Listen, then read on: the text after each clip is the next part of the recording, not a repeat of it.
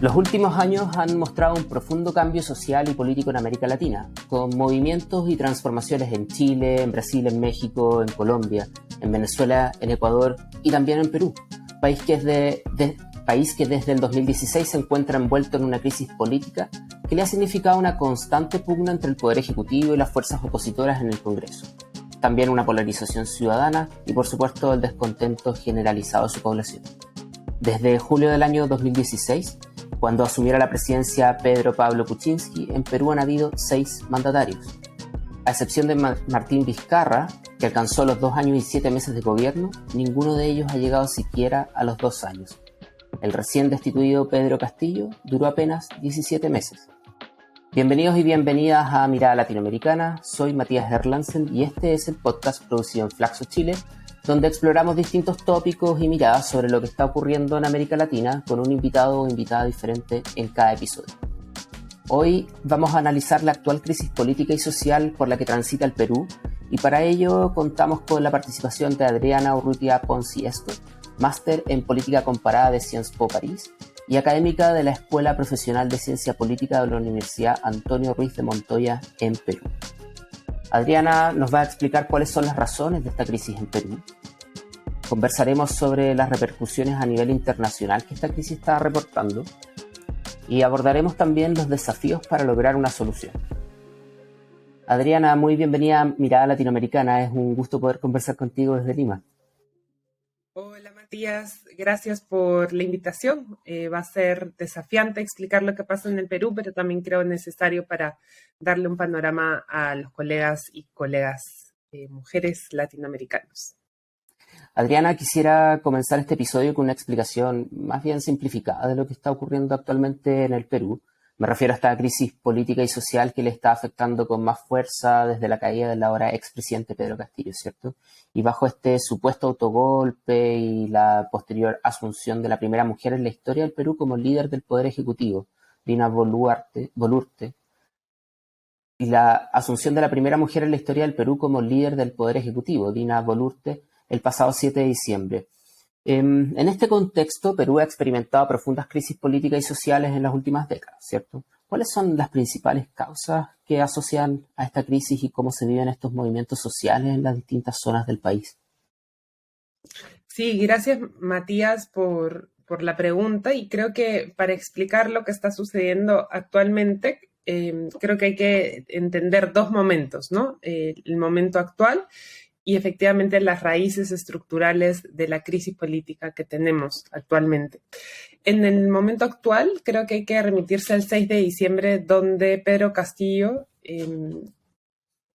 declara un golpe de Estado, ¿no? Es un golpe de Estado presidencial en el sentido que, recurriendo además a las mismas palabras que Fujimori en 1993, cuando hace el denominado autogolpe de Estado, usa la palabra disolver, ¿no? Castillo el 6 de diciembre iba a enfrentar su tercer proceso político frente al Parlamento. Había una moción de vacancia que debía ser votada, y ese mismo día, antes de ir al Parlamento, asesorado un poco por Betsy Chávez, que estaba ejerciendo como premier, y el ex premier Aníbal Torres, decide dar un mensaje a la nación explicando eso, que iba a cerrar el Congreso y establecer un gobierno de facto, ¿no? Y como ocurre a veces en Perú, que se debe en realidad a unas voluntades más particulares, vamos a decir así, más que al accionar de partidos o de fuerzas grandes políticas, logramos encontrar una salida constitucional, ¿no? Y asume la que entonces, el Congreso vota la vacancia de Pedro Castillo, y asume quien fungía hasta entonces de vicepresidenta, Dina Boluarte. Eso es el 6 de diciembre. Y ella tenía que nombrar, en el marco de las 72 horas siguientes, a su gabinete de ministros.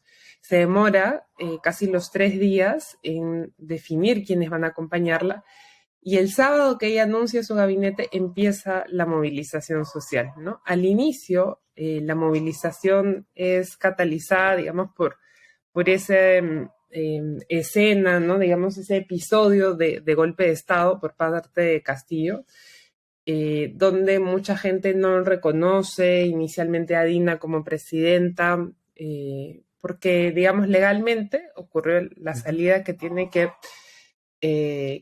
ocurrir, pero legítimamente, digamos, este gobierno no ha logrado desde sus inicios legitimarse, ¿no? Y entonces Adriana, sí. ¿y por qué no hay una legitimación de los líderes del Ejecutivo en el fondo? Tradicionalmente en los últimos años ha habido este problema, ¿cierto? Cada presidente o presidenta termina su periodo de manera abrupta por un problema de legitimación con el pueblo. Sí, y aquí la ciencia política peruana y latinoamericana tiene, digamos, ha producido mucho en torno a lo que en Perú se llama el colapso del sistema de partidos, ¿no?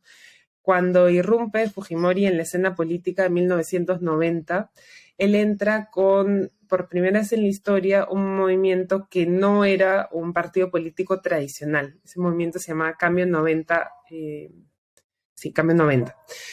Y eso, entonces, a partir de ese momento se empieza a desconfigurar el sistema político, dejando de lado los partidos tradicionales y buscando opciones más bien coyunturales frente a los procesos electorales, ¿no? Y es así que irrumpen estos movimientos y también van a irrumpir posteriormente movimientos regionales, ¿no? Que tienen mayor representatividad a nivel regional, y lo que estamos viendo ahora es cada vez más presencia de estos movimientos regionales y muchas dificultades para que esas agendas regionales escalen a nivel nacional, porque no hay partidos políticos que permitan tender esos puentes entre el movimiento regional y la escena nacional.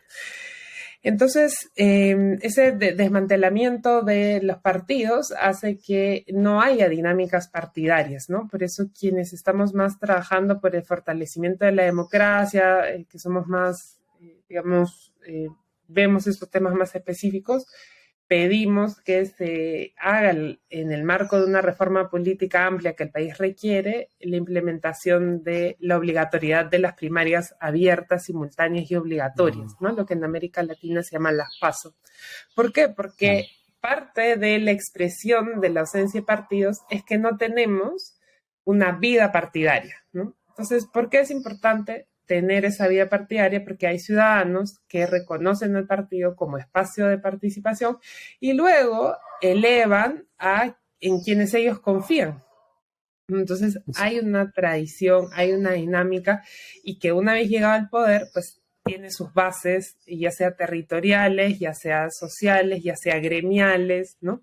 Entonces habría una legitimación de más larga data. Eso no está ocurriendo en el Perú, y entre otras cosas, creo que eso permite explicar por qué cuando llega al poder un representante no goza de una legitimidad previa, ni de poder político, ni de, como decimos acá, punche político, ¿no? Es decir, músculo para que la organización lo sostenga, ¿no? Entonces, eso creo que debilita, y además que otra característica de la ausencia del sistema de partidos es que, por ejemplo, en las últimas elecciones generales, nosotros hemos tenido que escoger entre 18 candidatos presidenciales, ¿no?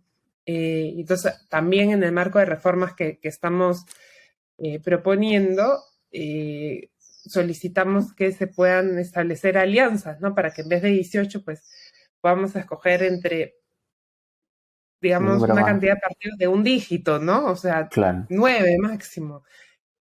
Pero creo que eso también explica parte de la situación. Entonces, estamos en un momento de quiebre, ¿no? De colapso de esa característica del sistema de partidos. Entonces, en tu opinión, ¿no existe mucha relación entre lo que está ocurriendo en Perú y estos movimientos sociales actuales con lo que está ocurriendo en otros países de la región, como acá en Chile, lo que ocurrió también en Colombia el año pasado, 2022, México, por ejemplo? Sí, es que hay que ir por partes, creo, ¿no? Porque yo les estaba contando de esos días previos, y luego hay lo que empieza a ocurrir después de los días previos que Dina asume el poder, lo que se ha considerado que puede ser un estallido social peruano, ¿no?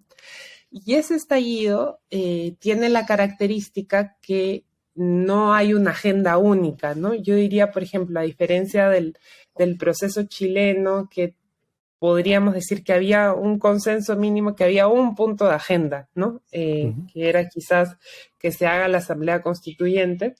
Aquí no hay un punto de agenda único.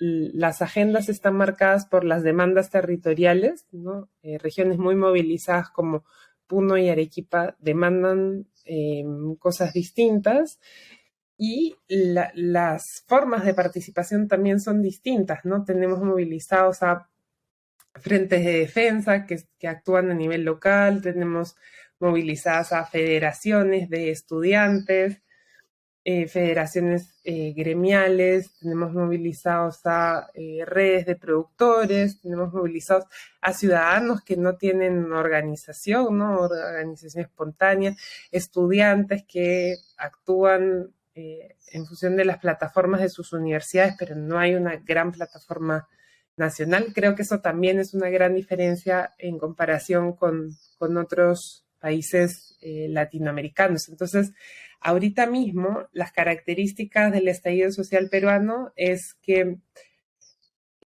hay muchas formas de participar de este estallido, muchos actores presentes y una multiplicidad de agendas que, si tuviéramos que encontrar un denominador común, diríamos que se resume a la renovación de la clase política, ¿no? La pérdida de legitimidad de los peruanos en sus representantes y sus instituciones se traduce en una voluntad de renovar la clase política, ¿no? Que plantea todo otro desafío. Claro, es un poco distinto de lo que hemos visto en el resto de la región.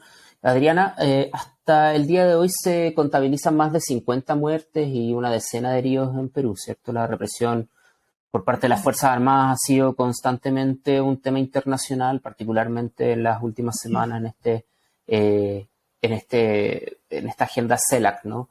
Y el gobierno actual en Perú parece que no se ha hecho mucho cargo de la situación. ¿Cómo crees tú que se ve este panorama futuro? No, creo que desde el inicio, digamos, hubieron unos días en diciembre que hubo un silencio de parte del gobierno, y después ya cuando empieza este año las movilizaciones empiezan con fuerza, y la forma que el gobierno decide adoptar para vincularse con esta movilización es la que corresponde, creo yo, a un gobierno de corte más autoritario, ¿no? Nosotros desde la Asociación Civil Transparencia, asociación que presido, que es una organización que desde hace casi 30 años defiende la democracia en el país y somos observadores electorales a nivel nacional, consideramos que estamos transitando hacia el autoritarismo por las prácticas que el gobierno ha decidido adoptar para manejar la situación, ¿no? Y tú ya lo venías diciendo, Matías, ¿de qué prácticas hablamos? Pues de la irrupción de las Fuerzas Armadas y policiales para frenar la movilización, lo cual ha implicado muchas veces un uso abusivo de esa fuerza, ¿no? Si bien el Estado debe tener el monopolio de la violencia física legítima, aquí no ha estado pasando eso, ¿no?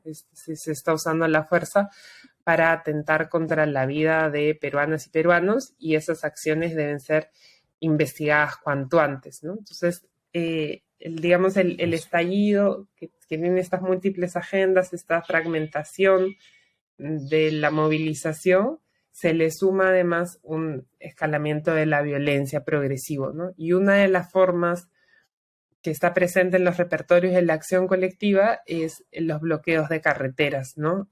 Todos los días se suman más puntos bloqueados, pero ahora ya vemos que no solo son demandas políticas, ¿no? Vemos también, por ejemplo, en la carretera del sur, gente que cobra cupo para pasar, gente que ataca ambulancias, hay 10 muertes colaterales de personas que, por no haber podido llegar a servicios de salud, han fallecido en el marco de las protestas, ¿no?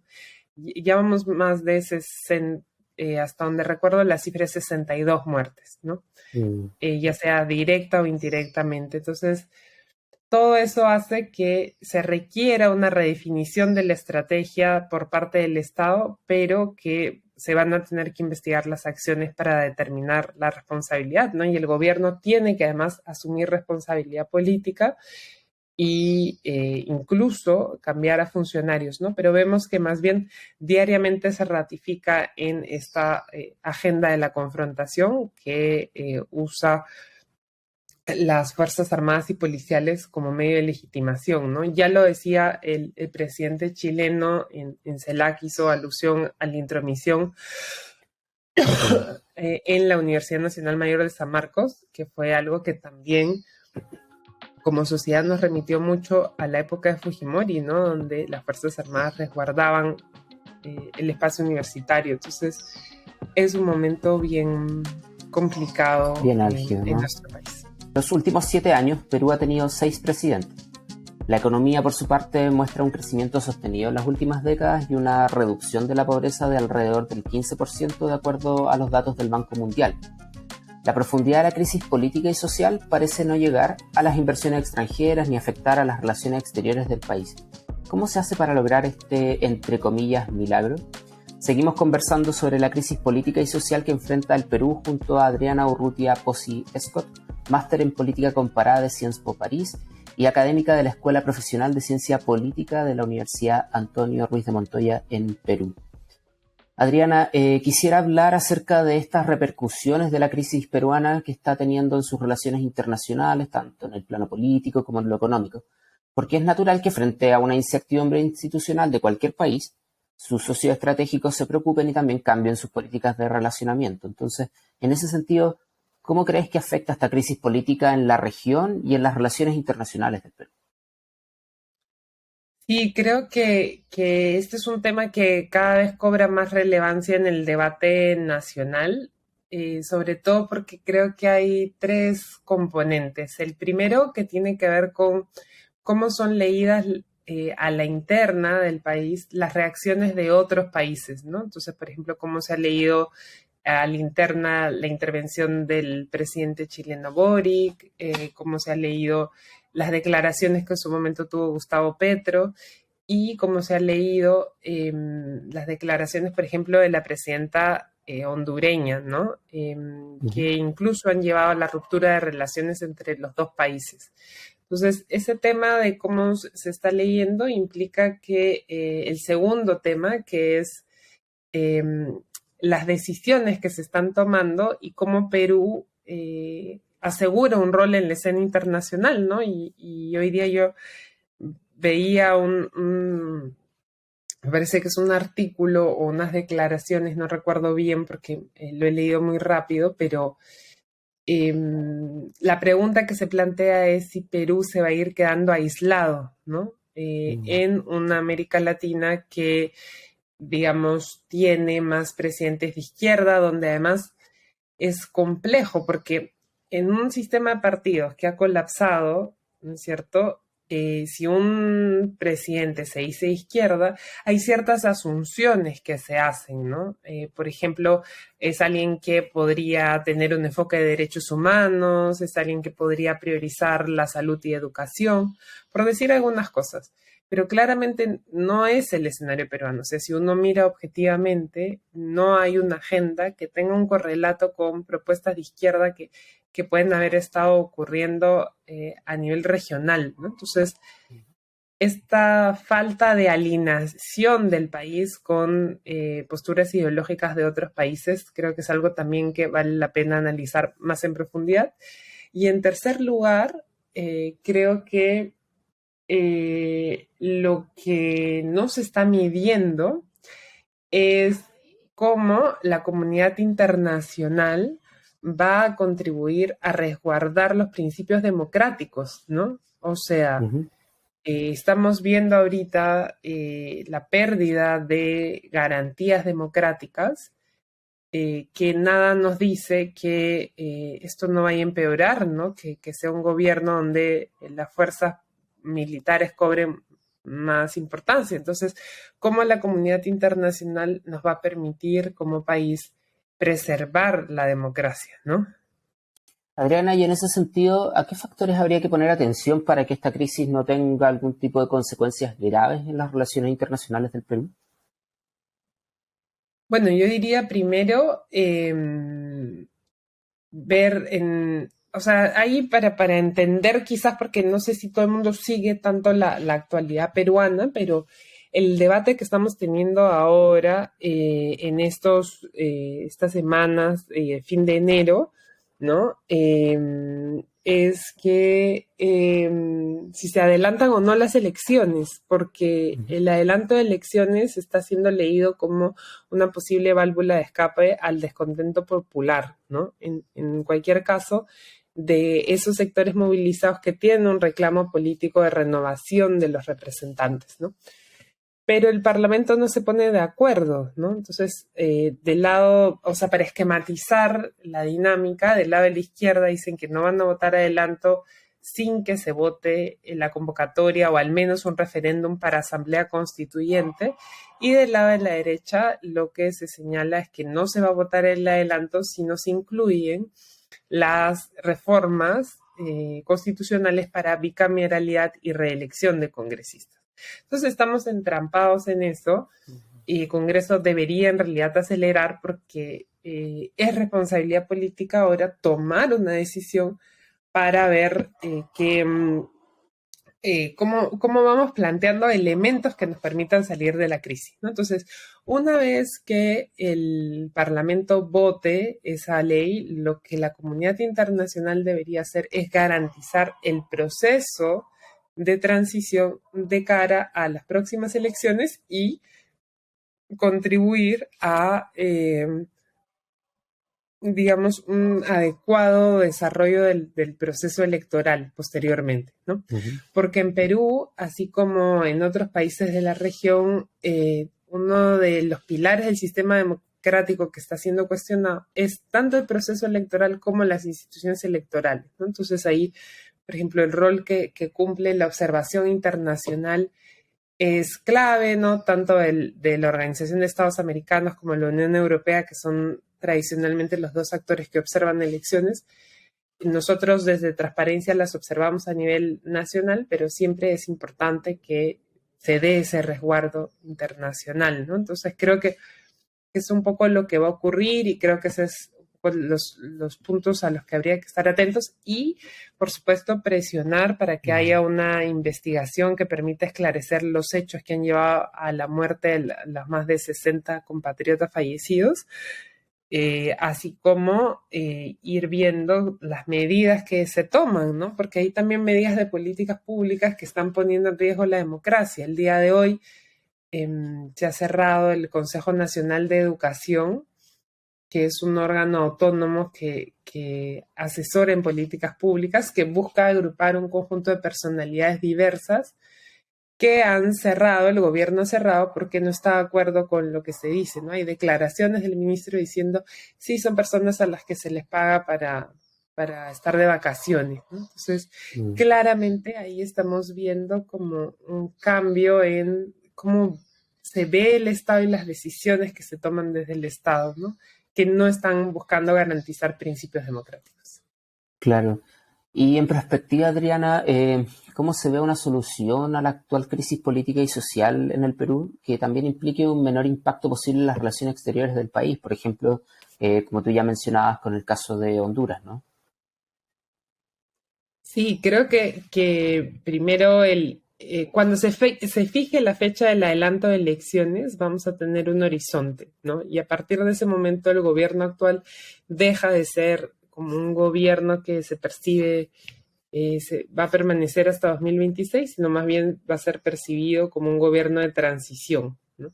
Entonces, cuando eso ocurra, esperemos que las movilizaciones bajen y esperemos que se encauce, digamos, la acción política a una campaña, porque lo que se está planteando es que sean este año, ¿no? Que la primera vuelta sea en octubre, la segunda vuelta sea en diciembre, entonces va a ocurrir muy rápido y ahí creo que la campaña electoral va a cobrar protagonismo y habrá que ver, como decía yo, que las acciones que vaya tomando el gobierno no perjudiquen ni las políticas públicas ni el rol del Perú en el escenario internacional, ¿no? Ahí creo que no quisiera anticiparme, pero que hay que ser muy cautelosos en cómo va jugando, ¿no? Ha habido también reuniones de la presidenta con autoridades extranjeras, pero también ha habido reunión con la prensa extranjera, ¿no? Donde la comunidad internacional se interroga sobre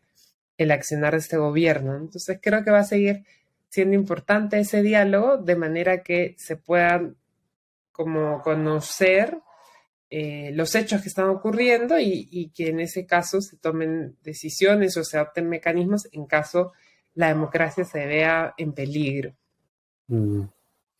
Adriana, lamentablemente llegamos al final de nuestro episodio en Mirada Latinoamericana, pero logramos abordar varios puntos muy interesantes que nos ayudan a entender mejor y también en mayor profundidad esta crisis que está viviendo el Perú en la actualidad. Agradezco tu tiempo y tu participación en nuestro podcast y, por supuesto, te dejo cordialmente invitada para que regreses aquí a Flaxo Chile a participar en esta o en cualquiera otra de nuestras actividades. Gracias, Matías, a ustedes por la oportunidad. Creo que la academia siempre debe permanecer muy cerca de los hechos y además plantear también vías de diálogo para salir adelante, ¿no? Entonces, les agradecemos esto y esperamos que la próxima vez que nos encontremos tengamos mejores noticias sobre la situación del Perú. Así lo esperamos nosotros también. Y a nuestros auditores y auditoras les invito a suscribirse al podcast Mirada Latinoamericana en Spotify, a seguir a Flaxo Chile en Twitter, Facebook, Instagram, LinkedIn, YouTube y a compartir este episodio con tus amigos y amigas. Por supuesto, quisiera recordar que las opiniones vertidas en este podcast son de exclusiva responsabilidad de quienes las emiten y no representan necesariamente el pensamiento de Flaxo Chile. Mirada Latinoamericana es un podcast realizado por Flaxo Chile y este episodio fue producido por Matías Erlandsen y Ángela Di Blasi, con la gentil ayuda de Fabricio Franco, Carla Sandoval y Felipe Newman. Nos vemos, hasta la próxima.